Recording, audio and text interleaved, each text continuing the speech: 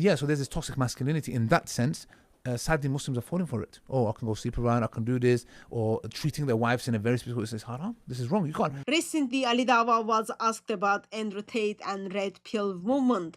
Andrew Tate still identifies himself as Muslim, and Mohammed Hijab has been very intentional to not call out Andrew Tate because they don't want Andrew Tate to give birth to more David Woods. One David Wood is more than enough for Islam. So Andrew Tate still identifies himself as Muslim. And while Ali Dawah is answering the question, you can see Ali Dawah was, let's say, very passionate. He said that red pill is damaging men, pushing them towards hedonism, towards casual relationships, towards toxic views about women. He condemned such a lifestyle. But here's the question.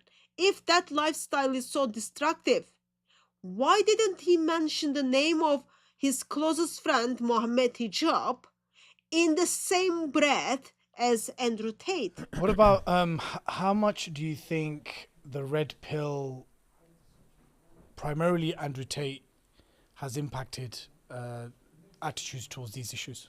I think greatly, significantly, but sadly in the wrong way. The real toxic masculinity of I can sleep around and this, that, kalam, nonsense. The hedonistic mindset. Yes, this hedonistic mindset. So that has sadly taken over. And again, it goes back to men. I know in Jahiliyyah, bro, when I would try to be with, like, you know, have girlfriends, etc., very, very early on and being rejected, it caused me to have animosity towards the opposite gender. You have this idea because you need to understand, you know, it's a weakness for a man, and not being wanted and being rejected, it's hard to be a man. Yeah, so there's this toxic masculinity in that sense. Sadly, Muslims are falling for it. Oh, I can go sleep around, I can do this, or treating their wives in a very specific way. This is haram. This is wrong. You can't. He's basically saying the people who don't like women, the ones who carry deep animosity towards the opposite gender, are the ones who have been rejected. Okay, hold on. Who is exactly he talking about? Is he talking about his beloved friend Mohammed Hijab? Did Mohammed Hijab got rejected in the past? Is he talking about his beloved Prophet Muhammad, peace, police, FBI, and child protection be upon him?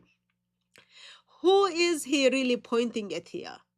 Because if rejection is the root cause of toxic behavior, then what does it say about his own circle treats women today? What does it say about the very religion he's following? The way that religion is treating women today?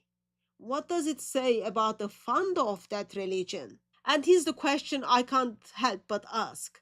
He says, people sleep around, people mistreat their wives, people go down the wrong path, and that's wrong. But how many times he actually sat down with his closest friends, with Mohammed Hijab, and then said to Mohammed Hijab, my brother, don't do this. Don't treat women like that. Don't play these games. Don't go down to that path. Don't get sex wives. Don't get hotel wives.